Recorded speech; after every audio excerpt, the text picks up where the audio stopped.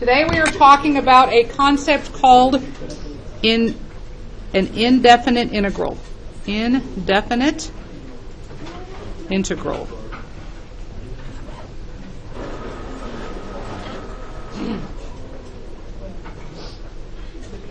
Okay, you probably know what the word indefinite means.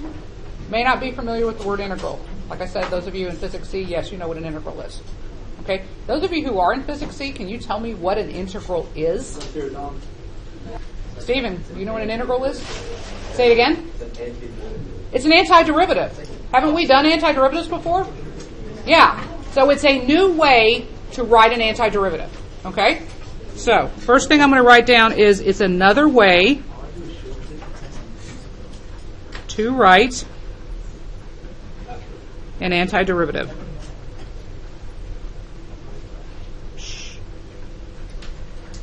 Okay? Now, we did antiderivatives before Christmas. Okay? The concept you may not completely remember. We will review it today. The one difference is that it uses a symbol called an integral. That's where the word integral comes in. It uses a symbol called an integral. And you've probably seen the symbol before, never knew what it meant. And it's one of those elongated S's. That's an integral symbol. Bless you. Okay. Does anybody in this class remember the term that I told you that means the process of taking a derivative? Differentiation. Differentiation. Does that word sound familiar to you? It means the process of taking a derivative. There is a word for the process of taking an integral also, and that's what I want to tell you next. The process of taking an integral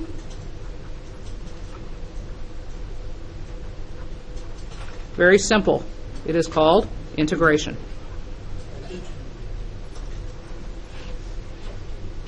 Okay? The process of taking an integral is called integration. And remember that an integral is the same thing as an antiderivative. So, Calculus 1 in college is oftentimes referred to as differential calculus. And differential calculus sounds like differentiation, which sounds like derivatives. So, first semester of college calculus basically focuses on derivatives, and that's what we did. Second semester of college calculus, for the most part, is called integral calculus, and guess what it focuses on? Integration. Okay? That is part of Cal 2. Cal 2 goes into a lot more than that. Cal 2 is the second half of BC calculus. So you guys, when you take the AP exam, will get credit for Cal 1, even though we cover concepts that are covered in Cal 2. Does that make sense? So when you go to Cal 2 in college, you're going to be ahead of the game because you will have seen some of the stuff that's already there. Okay? So what I'd like you to do now is to write the words old way and new way. Okay. Some people in the last two classes got a little confused with this. It's not old method and new method. It's old way to write the problem and new way to write the problem. So we're doing the same process. We're just writing it differently. Okay? The old way is the antiderivative. And actually, we do have some antiderivative problems in the homework. The new way is the integral.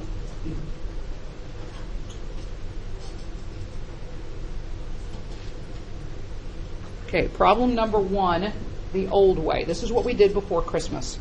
I would give you the derivative, f prime of x, and we're going to say that it's x squared, something simple. I want to know what the original equation was.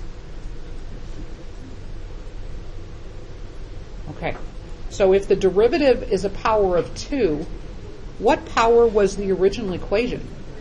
It was 3, wasn't it? Because when you take the derivative, doesn't the power go down? So if you're going the antiderivative, the power's got to go up. But what do we have to put in front of that? 1/3, the reciprocal. Okay? There was also one more thing we've got to put on this answer. Plus C. Some of you remember that. Very good. Who can explain to the rest of the class, once again, why we need this? It could be any number. When you take the derivative of this, 1/3 x cubed plus 5, or 1/3 x cubed minus 9, you will still get x squared no matter what. So you don't know what C is. That's why this is called indefinite integration, because you don't know what C is. You don't definitely know what C is. Okay? That make sense? Okay. Now, please stop talking over there. The new way, what you do is you draw the integral symbol. You write the derivative x squared after it, and you end it with a dx. And I'll explain later on what that dx is really for. But basically, the integral symbol and the dx create a sandwich around the derivative. Okay? So this means that's a derivative. What's the original equation? And you would then just write equals and the answer. The answer we got was 1/3 x to the third plus c. Just a shorter way to write the problem. We did it in one line when it used to take two. Okay? So that means this is a derivative. What was the original equation? Okay? Now, underneath here, I would like to write down how you say this. And you read this as the integral of x squared dx is 1/3 x to the third plus c. That's how you say it. The integral of x squared dx is 1/3 x to the third plus c. Okay? Any questions so far? All right. Example number 2. Let's say the derivative was something different, like cosine. F prime is cosine.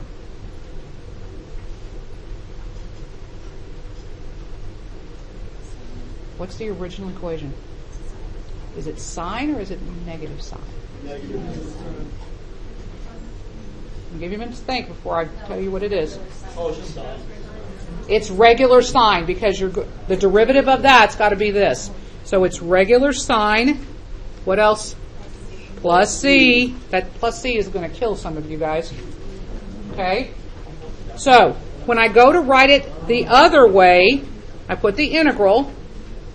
And which one do I write after the integral? The cosine, the derivative. dx equals sine of x plus c. That's the way you write it with integrals. Every period I've had somebody say, well, why do we have to do it this way? Well, because later on, everything is done this way. So we just got to get used to it. So what can you do with that integral instead of what you can do with the f prime? It's not any different methodology. It's just a different way of writing it. Okay? So there's really nothing. I think it has to do with the fact that two different people invented or discovered calculus. One person probably wrote it this way, and one person wrote it this way. And so when they merged all of their theory and stuff together, they taught you both ways to do it. Okay? This method we're going to use on the beginning of the homework, and I'll show you why it's a lot easier to do. This is actually less work, less writing. So we like it this way too. So depending on the scenario, sometimes we like this better, sometimes we like that better. Okay? All right. Now, a couple of things you need to know. How many different rules did we learn for derivatives? Start listing them off. What did we learn? What kind of rules to do derivatives? What did we learn? You mean like no, like No, forget about no. Think about, okay, what kind of rules did we learn to take derivatives? Chain rule. What else? Product rule, quotient. There's one more. Okay, it was the very first one we learned.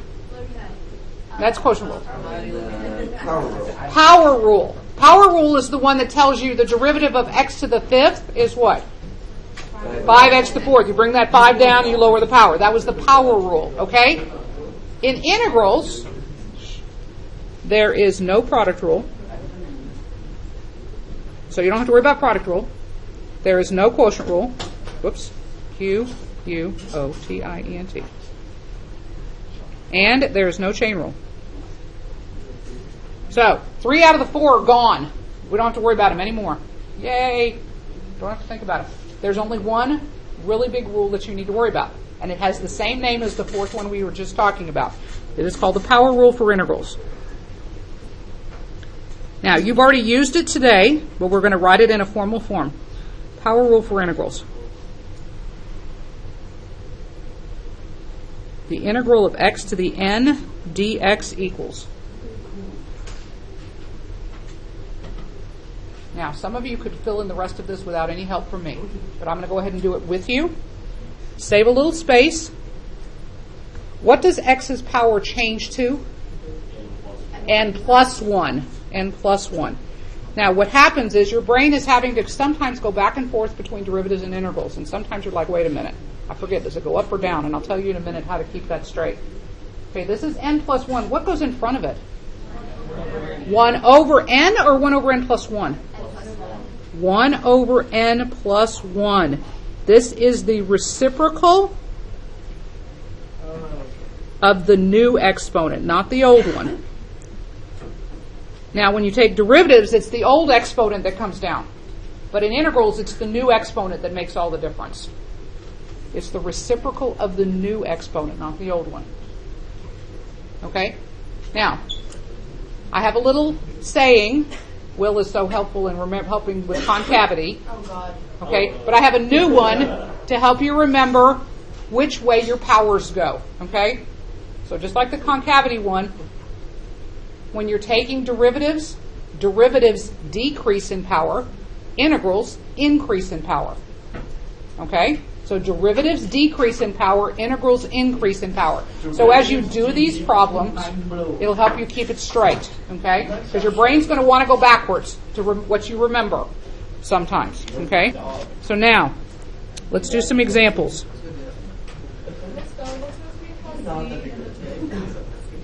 I'm sorry, what? Is there supposed to be a C after the... Very good. Let's see. Thank you. The spell screwed up. It's going to kill some people. Shame on me. No. I was so busy writing down reciprocal of the new exponent, I forgot the plus C. Very good. Okay, example 1. Integral of 4 dx equals. We're going to practice on some of these. Okay, we're not going to do the old way. We're going to go straight to the new way now. 4x plus c.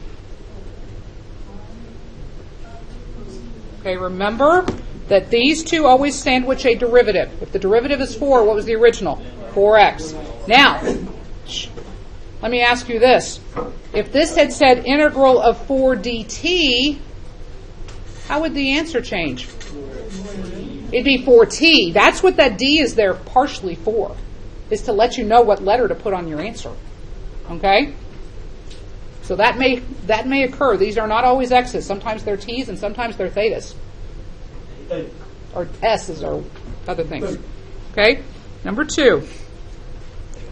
The integral of 6 square roots of x dx equals. All right.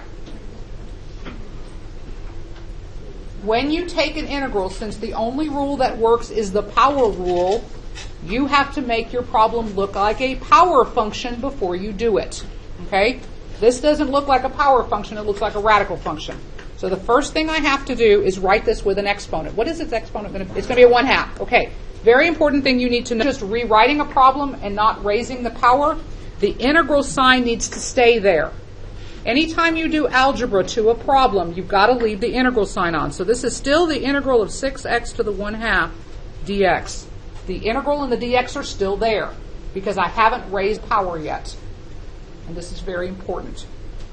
Okay? Now, is this a power function? Is it ready to go? Yes.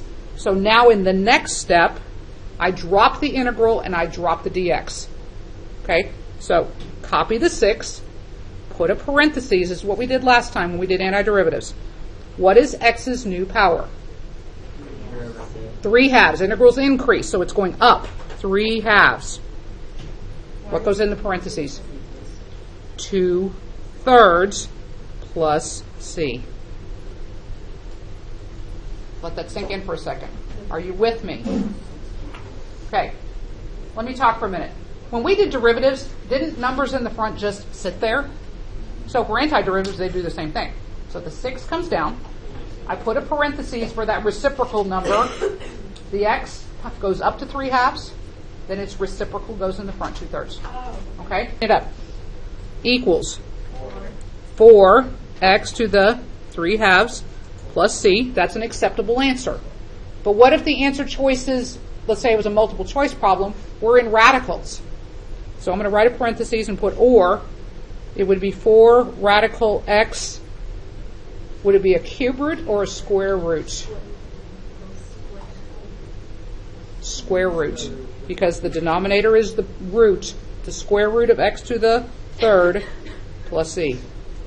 Be very careful that you remember those rules. Okay? So, I give you both because if it's multiple choice, you've got to be able to recognize which one it's supposed to be. Are you with me? Questions? No? Okay. Let's move on to, for me, I need a new sheet of paper.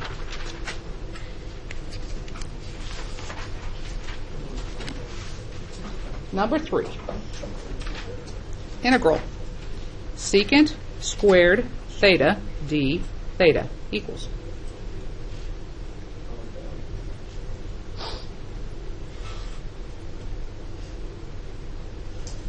All right. This is a trig function. Trig functions do not go up in power like x's do. Trig functions are just that, trig functions. This is the derivative. And you said what? It is tangent because the derivative of tangent is secant squared, right? Plus c. The end. Are you with me? Okay. I'm trying to sandwich easy problems between hard problems, okay? So you don't take the derivative of secant squared, you take what secant squared is the derivative of. Yes, exactly. You won't get them both. Exactly. All right. Ready for the next one? Number 4. This one needs to be a 2-line integral because it's going to be a fraction in here.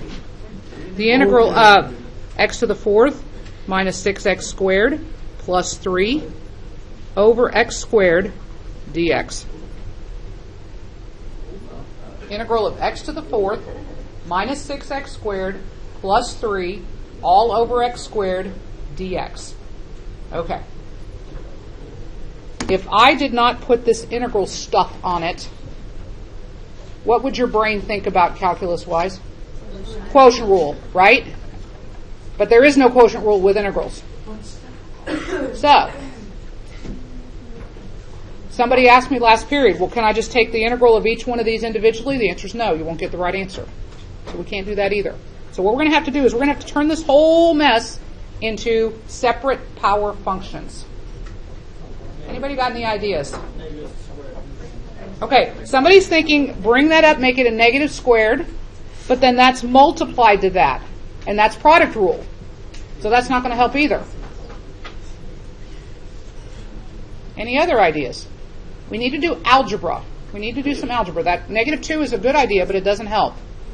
Can you move it up to the top and turn it into like x to the negative? That's what we were just saying. If you do that, you're going to have a parentheses times an x to the negative 2, which is product rule. And I can't do product rule either. Can you put the x squared in each one? We're going that route, yes. Sibby had said, can we factor the top? That's a good try. But this top doesn't factor. But Alan had another suggestion. He said, can we put the x squared under each one and break them into separate fractions? Would that help? Look at that. Yes, it would. So that's what we're going to do. Way to go. So x to the 4th over x squared minus 6x squared over x squared plus 3 over x squared dx. Now notice I left the integral, left the dx. I haven't done any power raising. I'm just rewriting. So the integral has to stay there. Okay, equals. Now let's clean up each one. Still have an integral because I'm not ready to raise powers yet. What does the first fraction clean up to be? X squared minus 6 plus. Cannot leave that as a fraction. So now it's a good idea to bring the x up. What am I going to write? 3x to the what power? Negative 2 dx. Do y'all follow me? Can I now raise each of those powers individually? Yes. So now we're ready to pull off the integral and start doing the integrating. So this is going to be x to what power for the first one? 3rd. What goes in front? 1/3 minus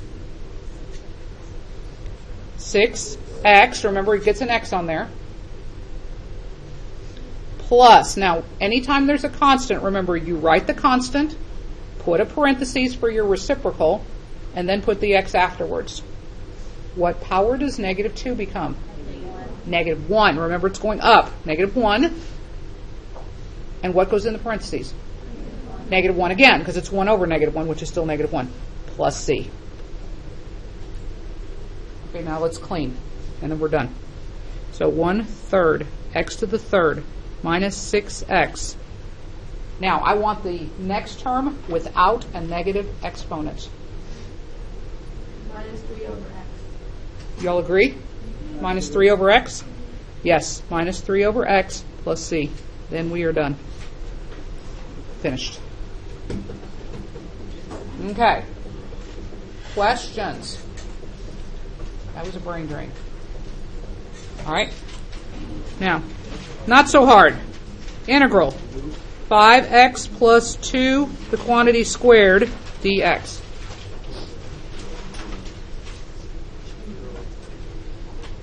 Okay. Take off the integral for a minute. Look at that. What does your brain think? Chain rule. No chain rule allowed, so we can't do it the way it looks. Okay, this one's a lot easier than the last one. I think it's a little more obvious what I can do to that. Foil it. Exactly. So, if you can foil it without writing it out in two separate parentheses, do so. But I'm going to, for those who need it, I'm going to write the two parentheses over here. Okay, the integral sign is still there. I haven't raised any powers yet. So, first term is going to be 25x squared. I'm going to do outside and inside at the same time. What are they going to add to be? 20x plus 4. dx. Don't forget that dx. Okay? You finish it. Right now, you finish it. The next line. On the next line, do we write the integral symbol? On the next line, do we write the integral symbol? No. You write equals and start writing the powers raised problems. I want to come around and check them. Whoever gets checked first at a table, you're the checker for everybody else at your table. Bless you.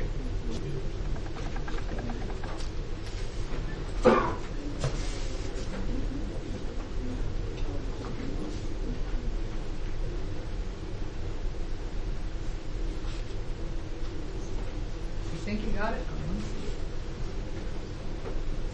Yes, ma'am. Boom.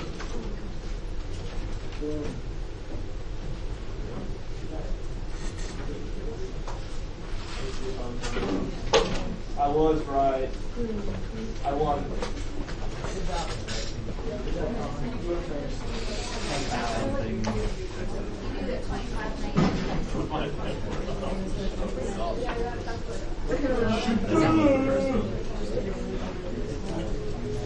Okay. If I check somebody at your table, you check. No, you look like an angel, kid. You're my angel every day, Michelle. It's like starts for Yes. Except for you, Nita. Get over here. Why are you playing with my kids? Stop! You put your slime on it. I saw it. And we have an explosion. She's living. Okay. I am recording. You know that.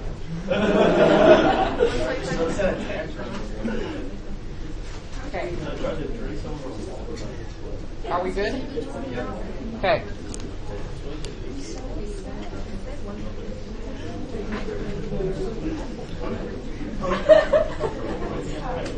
Stop touching me. Okay. I have skipped a step to get the answer. If you can go straight from here to here, great. If you need to put in the 25 with the parentheses and then the power of x, do that. But eventually you'll get to the point where you can just write it down. Most of my Physics C kids can do that because they've done it enough already. All right. Number 6. We're getting close to the end, folks. Integral cosecant x cotangent x dx equals. This is a one-stepper. That's one big step.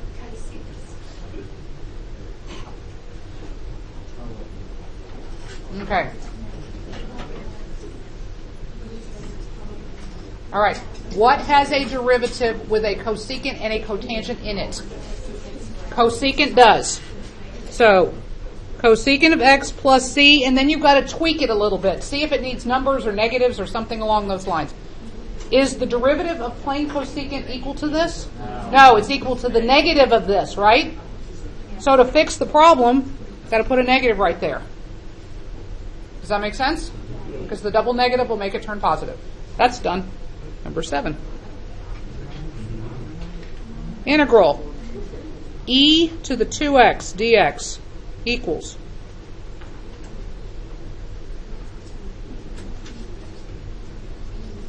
this year was my first year I've ever used the phrase that I'm about to remind you of. If you were doing the derivative of that, what's the rule for derivative of e's? Copy paste. I've never used that until this year. That's brand new this year. Now, if taking the derivative of an e involves a copy paste, do you think that taking the antiderivative of an e would involve copy paste? Yes, if you're going backwards. Okay? But taking the antiderivative is going to involve a copy paste, but I'm going to add one more thing. It's going to be copy, paste, and tweak. That sounds kind of weird. Copy, paste, and tweak. Tweak being, I may need a number in the front. Like I needed a negative right here, I might need something here. Here's how we do it. Take the derivative of what you wrote down and see if it ends up being this. What is the derivative of an e to the 2x? E to the tx times 2. But I don't have a 2 here. So what do I need here? 1/2 plus c. Let me say it one more time. Okay. I had that, just e to the 2x. Copy, paste it. I do that first. Copy, paste, and tweak. So you ask yourself, what's the derivative of that? Derivative of that is e to the 2x times 2. Look at your integral. I have e to the 2x without a 2. So how do I undo? I don't want a 2 to show up, so I need a 1/2. Wait, so is the second part the e to the 2? Wait, so the e to the 2x is your derivative? It's my derivative and my antiderivative. Because if the derivative of e to the 2x is a form of e to the 2x, then going backwards it's going to be the same thing. That's why we said it's copy-paste in both directions. Okay? Are you with me or no? I just didn't know. Okay. Questions on the e's? Thank you. All right, one more. This is a big integral, 2 lines. The integral of 3x minus 2 over 3/2 x squared minus 2x plus 5 equals, oops, dx. Shame on me, equals.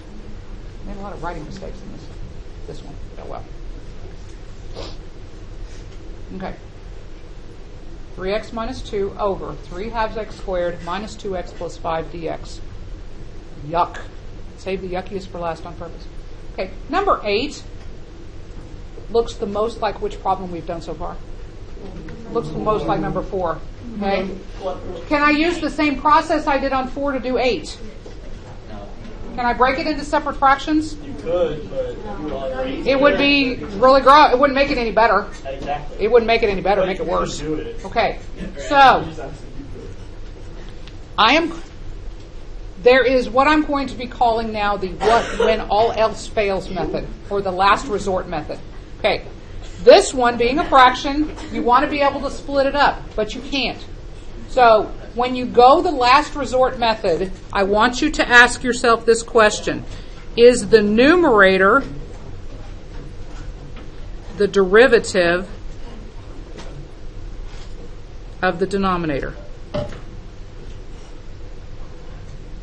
Is the numerator denominator? If you're given a fraction and you can't do anything with it, then you ask yourself this question. I'm about to show you. It is. Okay, in this case, is it true? Yes. It is true, isn't it? Which means that this right here is like a du over u. Does that sound familiar from your derivatives? It's a log. It's a natural log, exactly. So this ugly thing is actually a natural log. So what you do is you just write natural log of, is it natural log of the top or the bottom? Bottom. Of the bottom. 3/2 x squared minus 2x plus 5, close the parentheses, plus c, and you're done.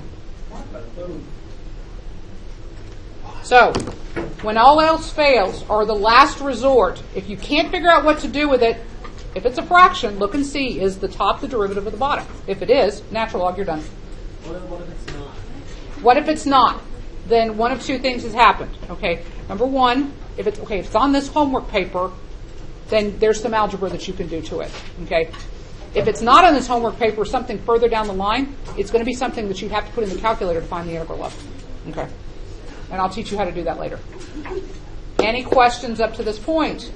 Okay, I do want to show you one more thing. I want to do the first problem off the homework with you. So what I want to do now, you need to get out a sheet of paper to do the homework on, and I'm going to hand out the worksheets.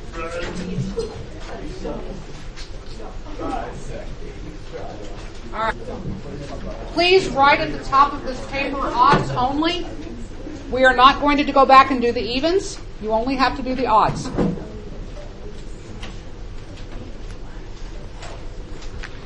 Okay, I am going to do number 1 at the bottom of this page. I'm going to try to squeeze it in here so that it's on my notes and I don't have to have a separate sheet of paper.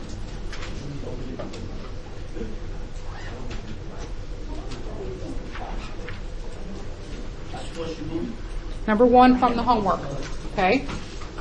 And it says f double prime of x equals 2, f prime of 1 equals 4, f of 2 equals negative 2.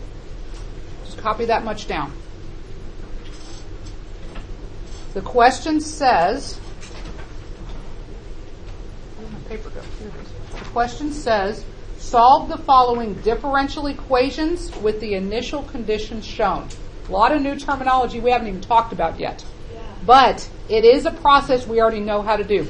We're going to do an entire unit on differential equations this semester, okay? And actually there's an entire college calculus course devoted to it. And basically what a differential equation is an equation with a derivative in it. Right here, that's a differential equation because it's got a derivative in it. It's actually got a second derivative in it, okay? When it says to solve it, that means here's the second derivative. What was the original problem? Something squared. It's going to be something squared, you're right. But we're going to find out exactly what it is. Okay? So, we're going to go back to the old way and do antiderivatives with this. All right? So, if the second derivative is 2, what is the first derivative? 2x plus c. Okay. Now, this is called an initial condition. And what this is for is to find the c. It says f prime of 1 is equal to 4. So that means I can plug in 1 for x and 4 for f prime and find c. So that's what I need to do now. So 4 equals 2 times 1 plus c. 4 equals 2 plus c. So what is c? C is 2. So in this case, when they give you an initial condition, you can find out what the c is. So I now know for a fact that c is 2, so I'm going to come over here, rewrite my first derivative with the c put in there. First derivative is equal to 2x plus 2. Okay, when it says to solve the differential equation, now I need to find the original equation. Here's the derivative. So what am I going to do? I'm going to do it again, aren't I? That's what you're doing, isn't it? So we're going to do it again. So now f of x equals, what is the derivative? What is the antiderivative of 2x? X squared plus 2x plus c. Now, is this c going to be the same as this c? No, not necessarily. It's a totally different constant. But can I find it? Yes, because I have some f information right here. So what I'm going to do now is plug in this information for this. F is negative 2 equals 2 squared plus 2 times 2 plus c.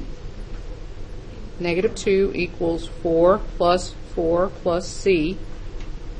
So what is c? Negative 10. Okay, so the final answer is f of x equals x squared plus 2x minus 10. And you have just solved a differential equation. You've taken the second derivative and figured out what the original equation was. Worked your way backwards. Okay. Any questions? All right. Before I let you loose, look at number 3. That's the next one you need to do. Most people today have looked at number 3 and gone, I don't know how to take that. So, let me do this. It tells you that f double prime of x is 1 over x to the 3 halves, right? Isn't that what it says? I'm going to get you started on this one, so you can go ahead and write this down too. I want to rewrite this first. So this is still the second derivative. What is that power really? If I brought it up to the top. Negative 3 halves, agreed? So the first derivative would be, save some space, like put a parentheses there. What is negative 3 halves going to become? Okay, we're doing antiderivatives, which means I should go up, not down. Negative 1 half. Negative 1. Negative 1 half. Y'all see that? So what goes in the parentheses? Negative 2. Do not change the sign. It stays the same. Plus c. Now you finish it from there. You finish it from there. Okay? I am finished.